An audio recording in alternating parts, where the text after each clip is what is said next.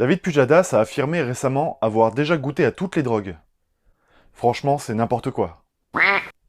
Ils vont aller jusqu'où ces Playmobil? Zéro limite, quoi. Salut à tous, bienvenue dans Zoom.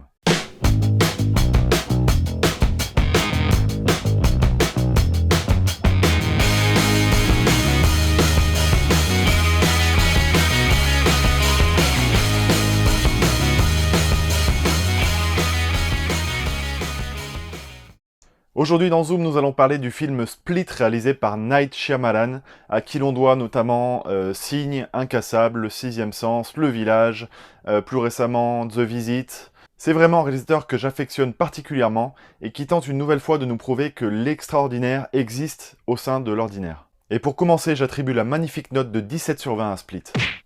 Split, c'est l'histoire de 3 adolescentes qui sont kidnappées par un homme malade mentalement qui développe 23 personnalités différentes.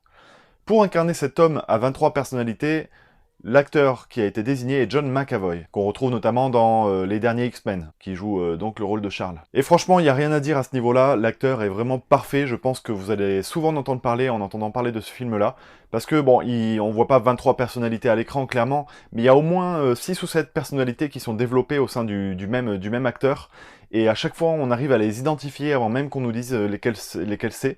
Donc ça, c'est vraiment super intéressant. Pour l'accompagner et pour l'aider dans ce sens-là, Shyamalan a opté pour des focales courtes, en faisant des plans très serrés sur les visages. Et donc ça nous permet de voir la moindre mimique qui peut s'exprimer sur le visage de l'acteur. Et dans ce sens-là, il peut appuyer un petit peu en caricaturant un peu pour trouver tout de suite le personnage qu'il représente. Donc à ce niveau-là, la réalisation appuie le jeu de l'acteur et c'est vachement bien. La réalisation de Shyamalan est vraiment aboutie. La caméra agit et tourne autour des personnages comme une présence, on sent vraiment une menace, notamment je pense à la scène d'intro où la caméra va tourner autour des actrices pour nous dévoiler en fond le mal qui commence à se préparer. Donc vraiment à ce niveau-là, et c'est retrouver ce fonctionnement de caméra qui tourne autour des acteurs comme ça, se reproduit à plusieurs moments, et on sent vraiment cette menace qui s'abat sur les acteurs. L'actrice principale, elle aussi, je crois qu'elle a 21 ans, mais elle est vraiment convaincante, vraiment. Alors la grande force de ce film est de mêler le suspense, la tension, et en même temps d'apporter une touche d'humour. Donc c'est assez déstabilisant, c'est un film un petit peu glauque, parce que forcément, ce personnage qui est inquiétant, qui est un psychopathe, développe 23 personnalités, et donc ça prête au sourire, ça prête même parfois à rire, parce que les personnalités, il peut y avoir un enfant, il peut y avoir une femme, etc. Et donc le malade mental revêt différents vêtements, fait différentes mimiques, il y a différentes expressions qui sortent en fonction des personnages, et ça prête souvent à rire.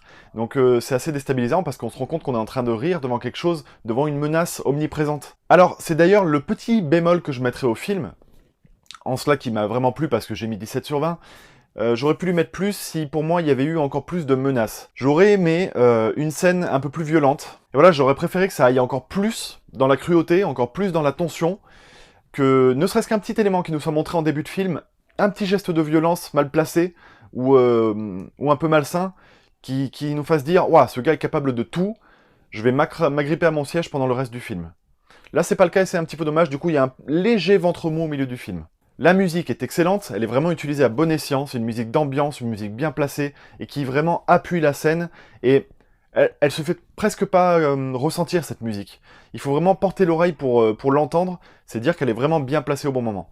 Il y a un discours psychologique qui est vraiment intéressant avec la psy, bon ça reste malgré tout un petit peu en surface, ça aurait été mérité d'être un petit peu plus approfondi, mais malgré tout, le thème est approfondi, et voilà, avec cette héroïne là qui va chercher à éliminer la bête qui est en elle, ces anciens démons, etc. Enfin il y a une espèce de métaphore qui est assez flagrante, mais il y a d'autres messages un petit peu plus subtils qui sont également appuyés, donc j'espère que vous vous régalerez à ce niveau-là également. Et une nouvelle fois, Shyamalan insiste sur le fait que quand on pense être quelqu'un ou quelque chose, on finit par le devenir. Et voilà, c'est une thématique qu'on retrouve souvent dans ses films. Le découpage de ces scènes est un fait vraiment intéressant dans son film. C'est vraiment quelque chose qui donne de la qualité, à savoir que le film est vraiment entrecoupé entre les scènes donc, où les 3 filles sont enfermées, les scènes où l'acteur principal rencontre la psy avec ses 23 personnalités, et d'autres scènes où on va apprendre le passé en fait de l'héroïne. Et c'est vraiment bien découpé, c'est vraiment bien parsemé, à chaque fois c'est des petits indices qui nous font comprendre la personnalité des protagonistes.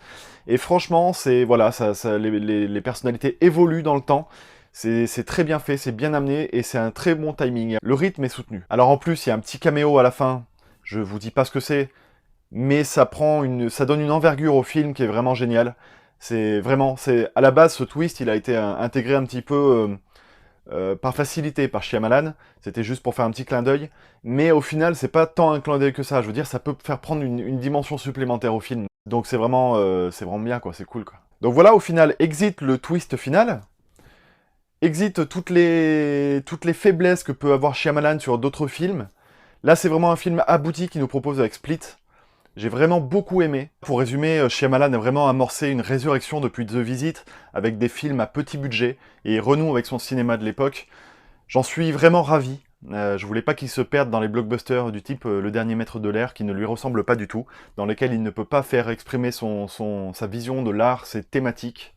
Allez voir Split, régalez-vous, et en attendant, je vous dis à plus. Ciao, ciao.